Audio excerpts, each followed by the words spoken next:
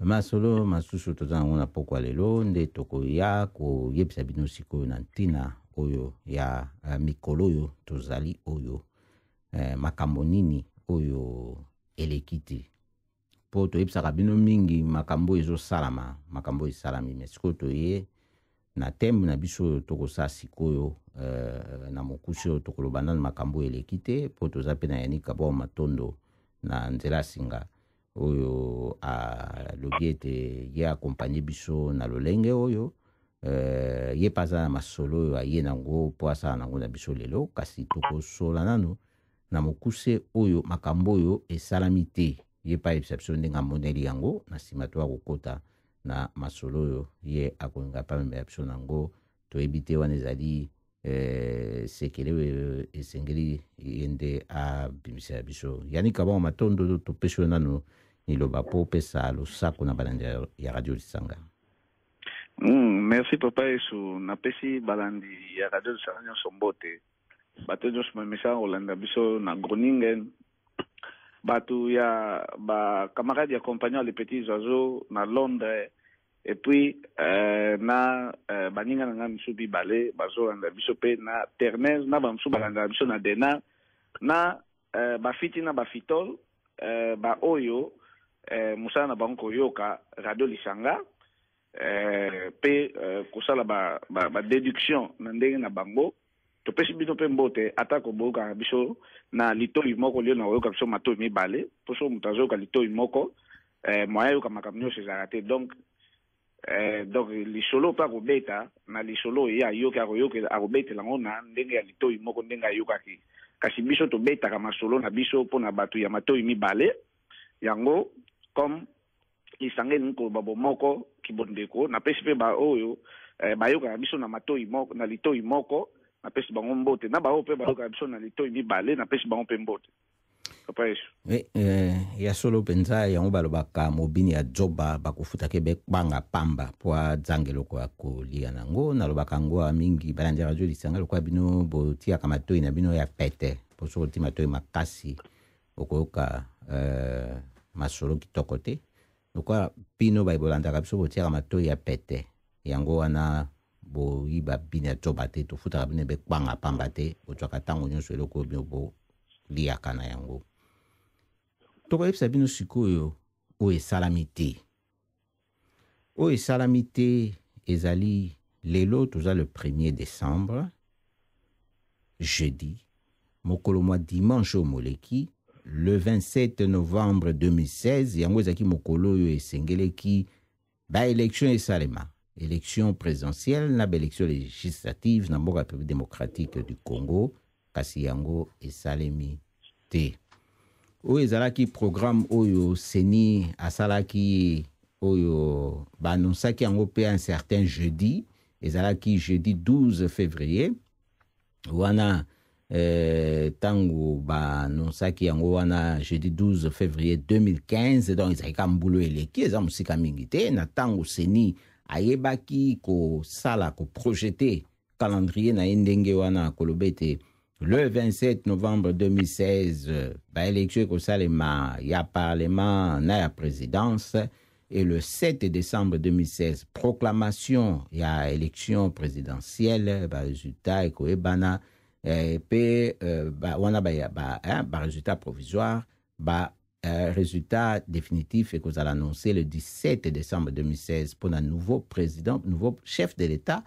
oyo akokota a prêté serment le 20 décembre 2016 pour mandat ndenge toyebi ya président oyo Kabila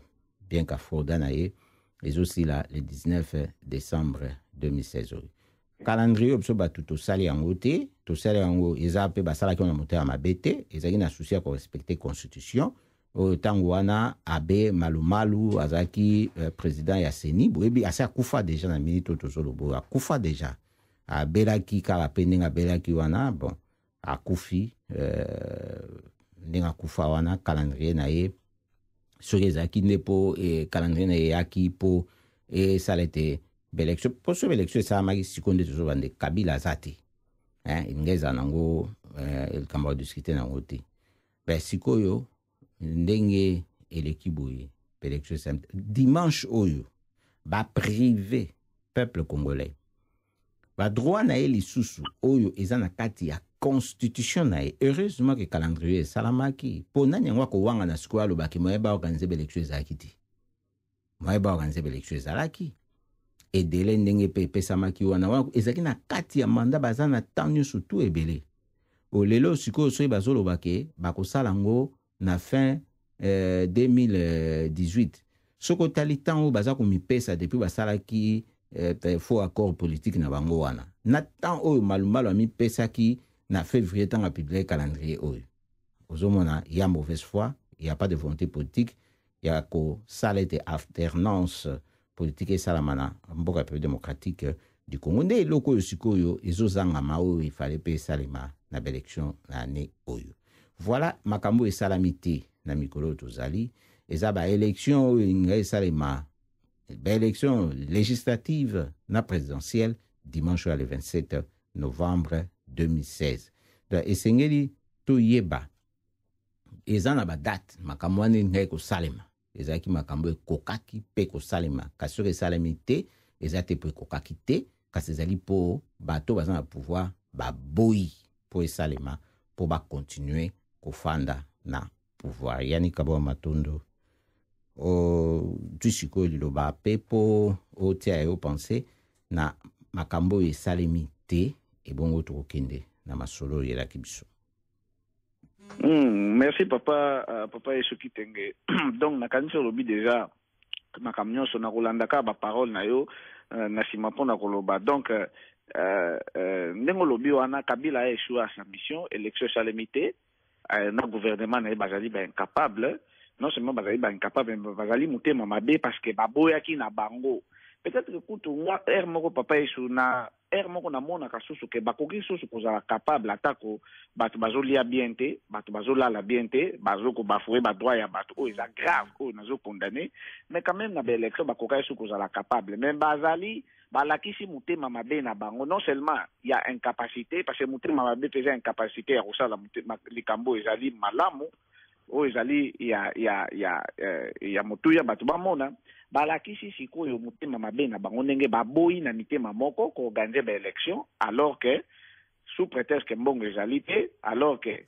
bazosomba ba avion ya Air Congo o ezali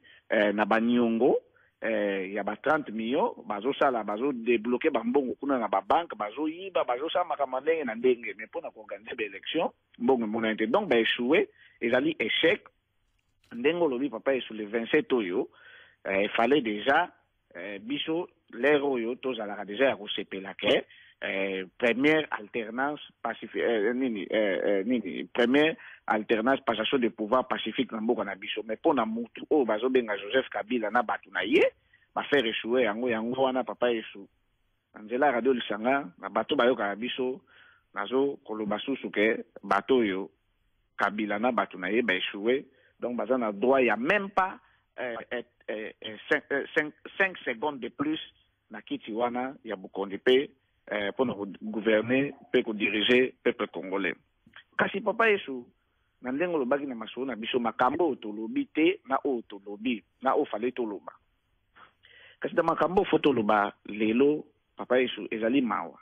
Parce que lelo nga na donc na papier na ndako esika na fanda na sala déjà moi calendrier na nga na papier na bamba na mire. Na bamba ngona mire na che wana lelo moins 1. Donc siko eza décembre bana le premier donc na che moins 1 donc lelo buto lelo so ke comme 18. Bon siko papa Yesu question na nga ezali pour na mon pe riga nazo komawa siko le 19 eloko nini ekoleka. Est-ce que le 19 wana ndenge mfumutoto donc bato bakomi kobenga ezoba ya mfumutoto ngai te me makambo nde ya zosala ezobi mande buzoba elaksinde buzoba na ye alobi ke le 19 oyo peuple congolais bato mosusu boye bakabie ke date ya liwa na bino kozala le 19 donc yebisa déjà mama abana ke le 19 okende kokufa na yo donc le 19 mfumutoto a prédire déjà liwa ya peuple congolais ye koma na voya na bato mosusu ya majorité présidentielle et plutôt il y a minorité présidentielle pour les arnamons pe na majorité te ba prédire déjà liwaya ba congolais donc le 19 pour papa Yesu batonsu baza déjà na ba date na bango ya kokufa. Alors papa Yesu question nga na tout nezali les 19 au papa yesu aujourd'hui comme on a les 19 au journal les 19 de toujours poussant donc à partir de l'autre les 19 yo ozomona ngo ndenge ni lecture ni nozo sala na temps oyo ezali entre lelo na les 19 eloko nini omba mtu se sengeli esalema to eloko nini oyo peuple congolais akoki ko se comporter ndenge nini oyebi ba campagne oyo ya intimidation na découragement oyo ezosalema na ba congolais oyo baza paresseux balinga basalela bango makambo to na batu ya kabila yango wana oyo makambo fungu toto azali koloba fausse commune oyo ya Maluku ayebisa biso date oyo babomaki mutu moko na moko ya bayo batiaki na fausse commune wana ya Maluku soki ayebi yango alors faut pas baluka ba récupérer likambo ya fin ya mandat ya kabila oyo peuple esengeli à se prendre en charge pour babanda ko intimider ye babanda ko décourager liboso ya biso to kende musika na likambo yango oyo ya le 19 décembre ndenge olingi koyeba ekoleka ndenge nini siko ngana koyokisa bino na mongongo na ngai te kasi na mongongo ya Dieu donné Dikita ayebisa bino likambo oyo chef coutumier Kamwina Nsapu alobaki appel oyo ya salaki na peuple congolais contre occupant contre occupation ya sol congolais ya ba pays voisins appel oyo babomaye boyebi chef coutumier wana oyo ya Kasai o babomaki ye kalate boyoka appel wana na banza eko loba mingi na oyo sengeli peuple asala et vous biso à peu près 7 minutes maximum dans la bimax et bongo to koba na lisolango eko éclaircir biso mingi Tolanda c'est là nazoya kopesa bino message ezali message kouta na grand chef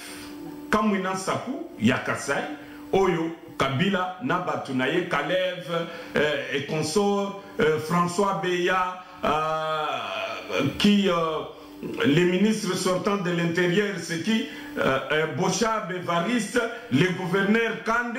les gouverneurs Moïse Kassange de Mbujimai tous ces conglomérats batwana bavandaki esikamoko po bapesa liwa na chef Kamwina Nsapu. Mais vous savez, chez nous, les chefs ne meurent pas. Les chefs ne meurent pas. Il est toujours vivant au milieu de son peuple. Alors, chef a fait un message à Tindeli, Batu ya Kinshasa, message. Message wana atindi yango na français.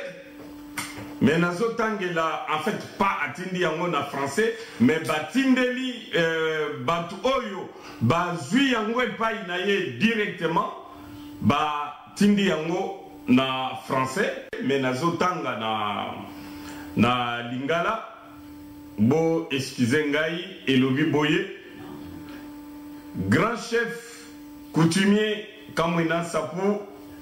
asengi na bakinois nyonso ba lalate na basi na bango mercredi le 14 décembre na vendredi le 16 na lundi le 19 na minuit bozala prêt pour la libération ya RCD pour ici et Belemi. Surprise ya munene ekozala le 19 muto ya kozala na bomoi akomona ba soda ya Kamwina Nsapu bazali kopesa biso elikia et que bakokende ti na palais de la nation esika Kabila avandi Batwana bazali invisible. Même na minute oyo tozoloba baza déjà na palais de la nation. Donc le 19 kinois bolanda maloba oyo grand chef alobi bokoko na biso elobi na mikolo oyo nyonso chef apesi bolala na basi te na minuit nazo tangela bino mikolo ezali le 14 le 16 na le 19 décembre na minuit puisque le 19 décembre événement ekosalema chef alobi te ke bino botelema te na nzela bokende kobenga na Kabila ekozala malamu bokende ti bokutana na bamilicien na palais de la nation wana message chef apesi et que va transmettre potopesa bino botala bocha tembete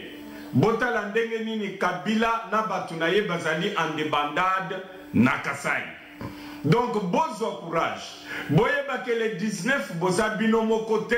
boza na grand chef Kamwina Sabu na milice na ye bakozala invisible puisque Kabila bakendeki babeti ye masasi balakisi ye bembe balobi pona ye esili mais likambo ya kokamwa quelques semaines après milice ya chef oyo bimi lelo armée nyonso ya Kabila eza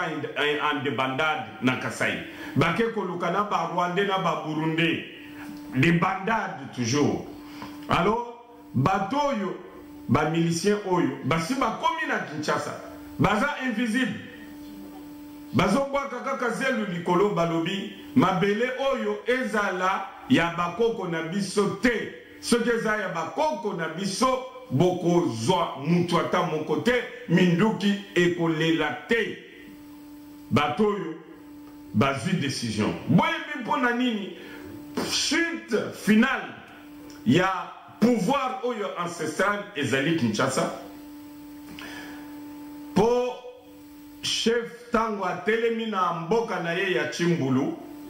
asatake na Kabila asatake na ba étranger asatake na occupation nde yango wana bomoni Kabila atindi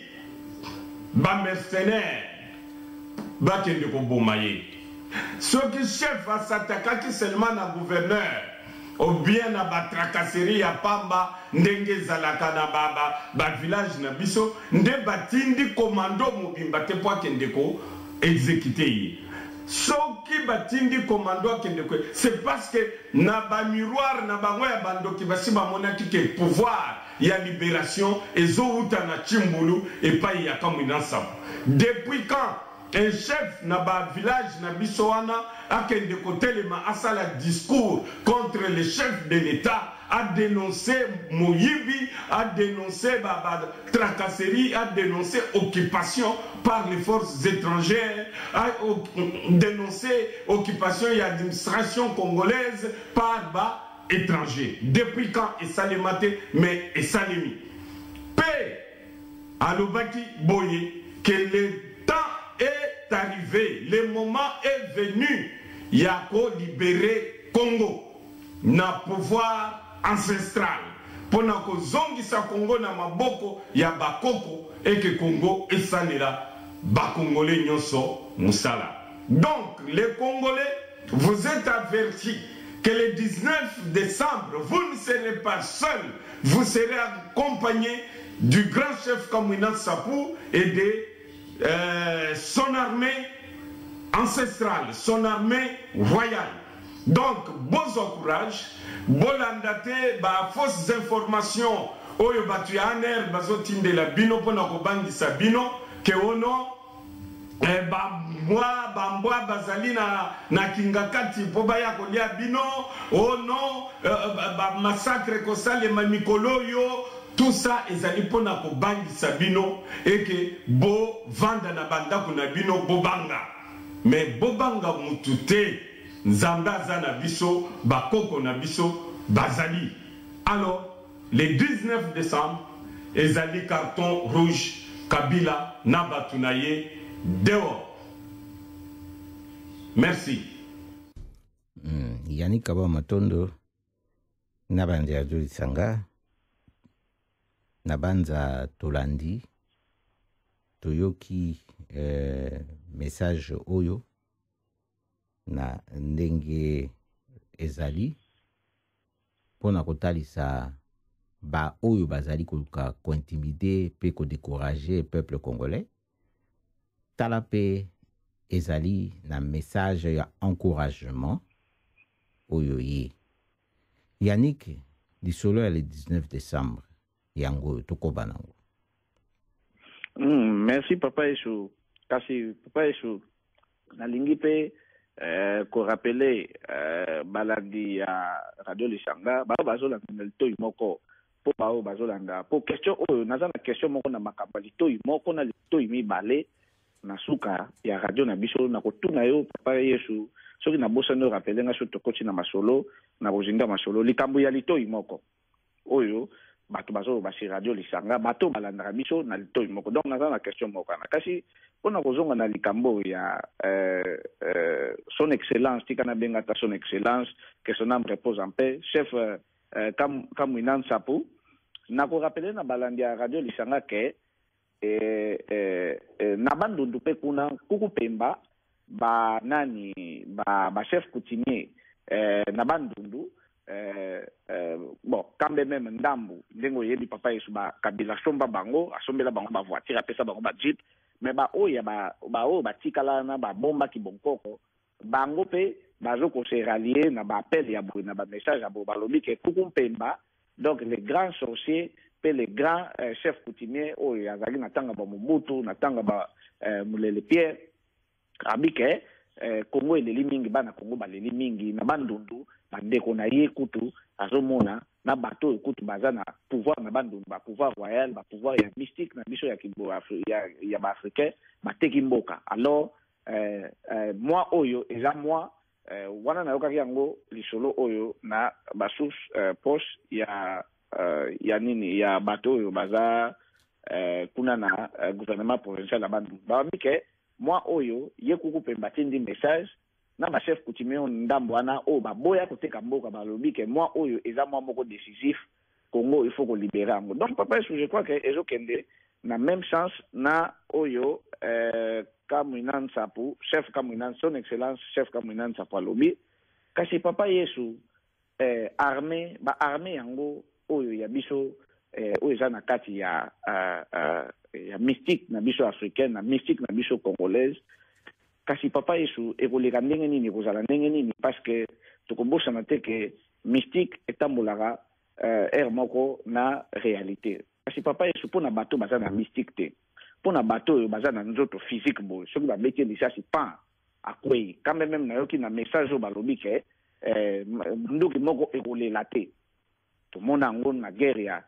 tango Kabila zokota kuna plutôt Kabila zokota Mobutu na Kabila bazokosa fontaine na Kikwiti kuna na bandundu na Kenge minduki pe ndenge kaka balobaki ndenge kaka message ezali oyo uti na son excellence chef Kamwina Nsapu minduki pe elela te babeti soda azobeta munduki bo papa Yesu munduki ezolela te kasi papa Yesu na contexte oyo ya le 19 bato musu baza enke ba mususu bangi deja ndenge olobaki wana na ba message ya buzo bandeti ya bato bazolia mbongo Kabila bafu mtoto donc soki nga na bimi na nga le 19 eza jour na nga ya liwa na kokufa na nga bon ba intimidation bato mususu baza intimider ba mususu babike te il faut to bima en tout cas il faut bazobenga ngo sacrifice suprême kasi papa Yesu mpona ba oyo bakose décider nanu te tolunga nanu ba oyo bazobanga ba oyo babangi message ya intimidation ya Kabila mpona ba oyo bakose décider nanu te bazobanga ke non soki lisasi ebeti ye aza na ye mutu aza na ye na monde ya mystique te lisasi ekozwa ye message na yo papa Yesu ezali nini te omoni ezala nanu mpota mosusu epui wana oya kobasana na nsima naloba na mwa moke awa balobi te que batu oyo baza na mystique na monde ya mystique nde babima wana eza interprétation pe ya mabe message oyo ezali nde balobi eza na armée invisible oyo ekobunda bitumba wana kasi elobi te ke batu bafanda na bandako po babundela bango il faut batu babima babanga te pona accompagnement wana ekosalama ya armée invisible wana batu bakende ti na palais de la nation pona kokende ko botola pouvoir et pas imposteur. C'est ça le message. Le message ezali ya batu babima oyo lobi ke bato balobi ezali kambo ya sacrifice suprême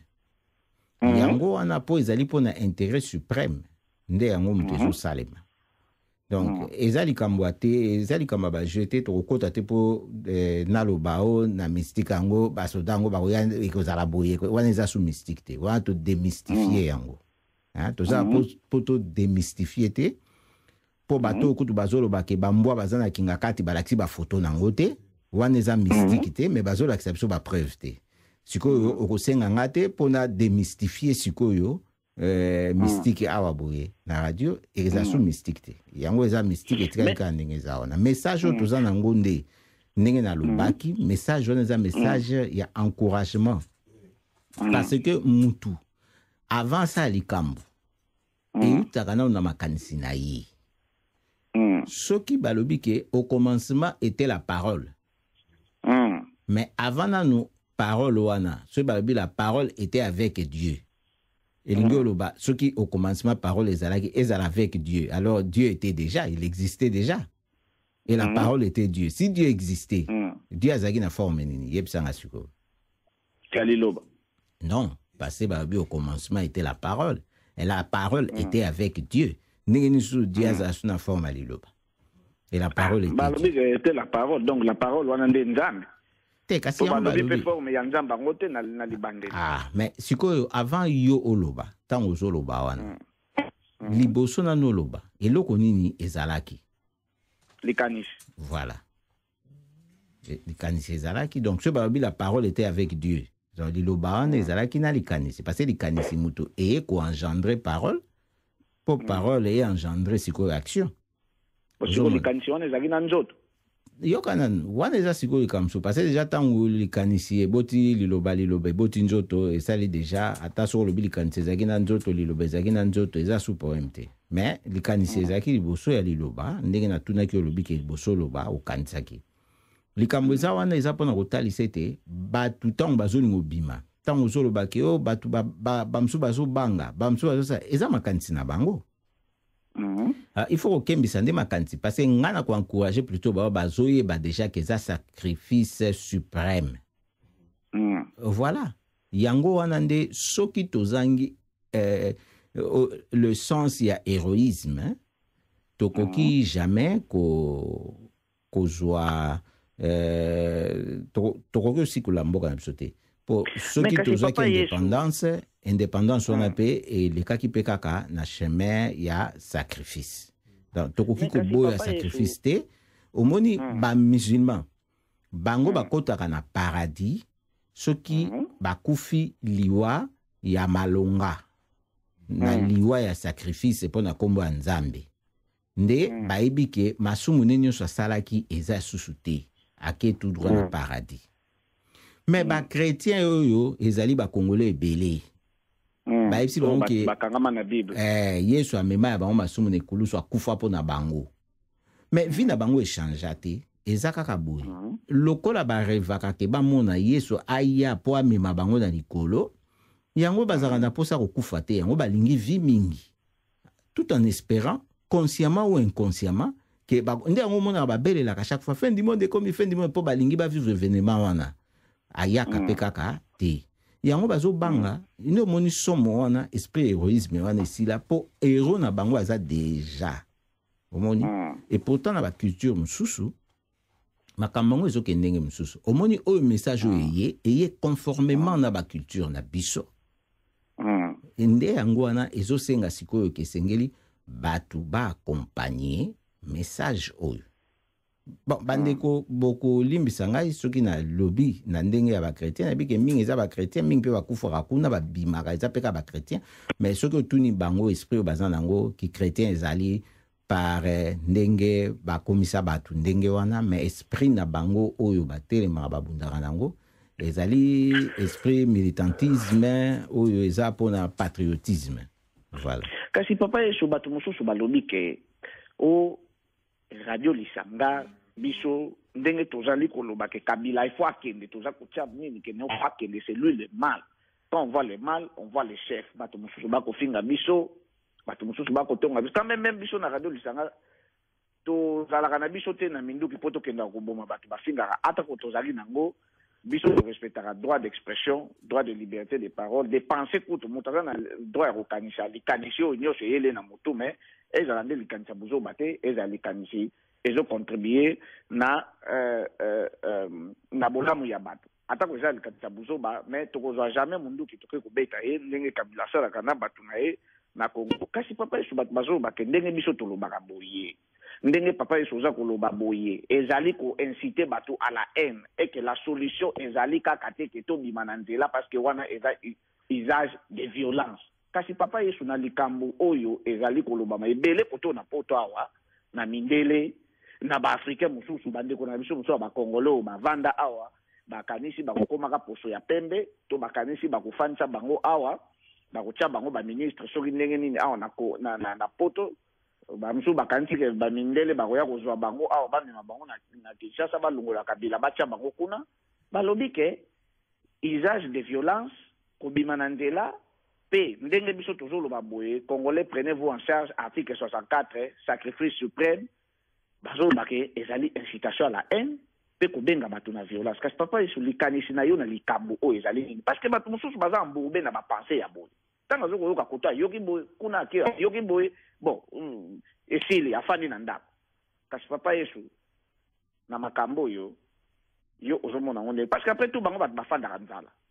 après tout bango bato bazozanga transport bango bato bazozanga ba hôpital bango bato bazozanga banzela papa yesu na likambo yo mondeni ba osangisi potang lobi après tout bango bato bazozanga transport wana eza bato bazana Congo mais bato yo lobaki yo bazoloba sur biso eza bato bazana poto en Hollanda pour non ça la part des choses bien tam soit bako confondre pe yani pona bato bazo loba kasi fallait pour lobat baza bato bazo soutenir Kabila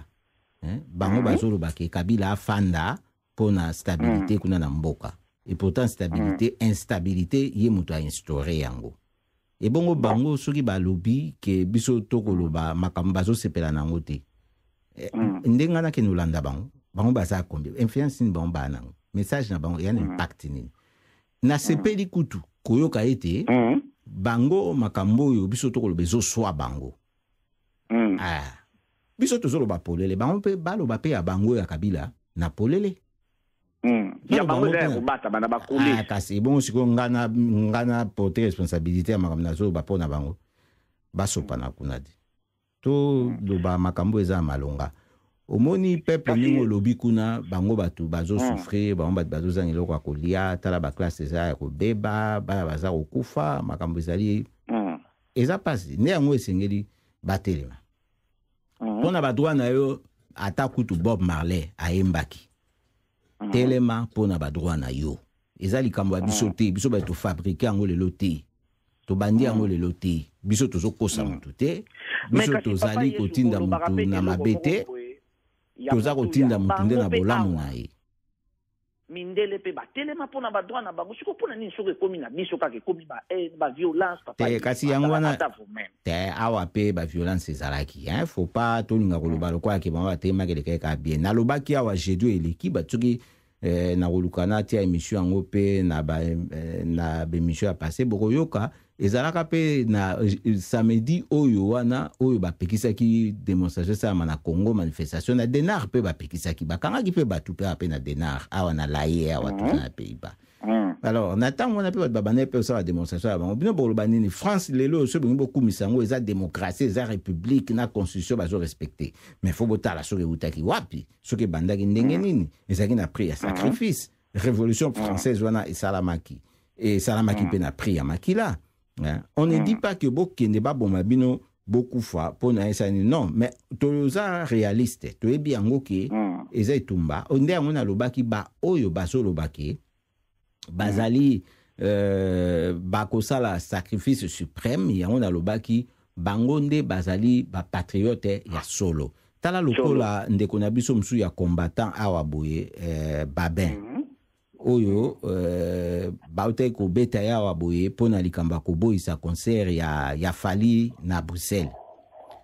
Ozo mona makambo ngo yango nde ya buzoba oyo eza ko sala. Parce que batu balobi bien awa. Tolingi ba concert wana te ba réseau za ya malongo batu ba pesi parce que za na buzoba oyo eza ko mema distraction na makambo mabe ko kotsa batu na kimoyibi ko botsaka bana batu pamba pamba wa. Bakamona nyonso wana ya mabe batu batanga baloba yango na yango ayebi yango te. Toza na besoin ya ba conseil wana beta te. On ne touche pas à notre culture, to beta banze mona biso eza culture, eza makambo na biso, mais likambo akeba ya ko beta biso ba conseil na ndeba bane ko beta na batu ba boyi. To sukola na no salite to ina ngo na ndako e makambo wana to kotala yango na sima. Ba siko bakoma ko jwa bato ya makasi po baya ko beta bato lenge wana. Est-ce que bande ko na biso wana ba musicien bango moko bakamwa kateke ba yaka bakoma ka basala ka bango mabeti. Siko tsoki bango ba bandisi ko sala mabe na bato bazo telemela likambo ya motuya. Bazo ebelo oni bazo milukela. Wana za malamu te. Donc il faut to pesa message bato ba yeba. Eza na tina soki bato ba lobi. Ba etumbo bato basako bunda eza na tina. Fidel Castro yeo aoti ko kufa awa boy. Toto mona ba message no sezo de kaya malonga te. Nani yango azo saluer combat na ete na Che Guevara ti le Che Guevara bat bani makaye. Mais la guerre froide on ndenge ezalaki. Est-ce que côté ya ba capitaliste ba bane ko betela bango maboko? Cuba zo embargo makasi apona nini? Parce que alingaki capitalisme et côté envahir mboka na ete. C'est pas que naza contre capitalisme ou naza sokinani. Mais socialisme yango nde ye komema équilibré na monde mais réponse na makambo capitalisme bané ko nyonga na peuple bien que socialisme pesa en perfection te Yannick to comme na suka ntango za na jalousie makasi vraiment to tikali kaka na 30 secondes ngana sengi déjà merci na balandinyo sur radio Lisanga et bongo yo merci na balanda radio Lisanga la bino Yannick abo matondo papa Yesu. Il appartient à tout chef d'État d'intérioriser l'alternance comme vertu démocratique, car il est louable de quitter le pouvoir dans la dignité. Monsieur le Président, il est temps de vous en aller. Monsieur le Président.